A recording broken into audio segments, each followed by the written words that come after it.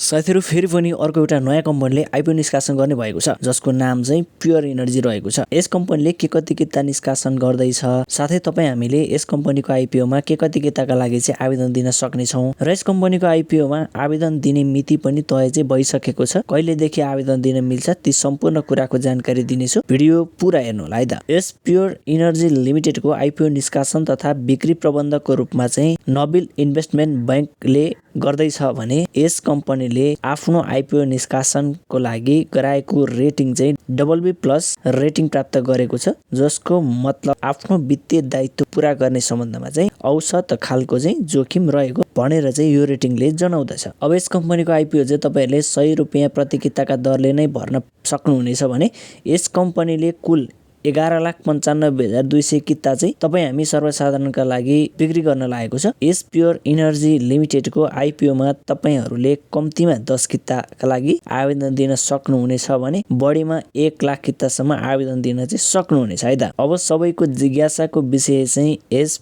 Pure energy लिमिटेडको आइपिओमा कहिलेदेखि आवेदन दिन सक्नुहुन्छ त भन्दा यस कम्पनीको आइपिओमा तपाई हामीले यही चैत्र 28 गतेदेखि वैशाखको 2 गतेसम्म चाहिँ यस कम्पनीको आइपिओमा आवेदन दिन चाहिँ सकिन्छ है त। साथीहरु यस प्योर एनर्जी लिमिटेडको आइपिओ निष्कासन डेट सम्बन्धी भिडियो आजलाई यति नै। यदि पहिलो चोटि यस च्यानलमा भिजिट गर्दै हुनुहुन्छ भने हाम्रो च्यानललाई सब्स्क्राइब गरेर हामीसँग जोडिरहनु होला है त। यस्तै इन्फर्मेटिभ भिडियोहरु तपाईहरुमा चाहिँ ल्याइराख्ने छौं।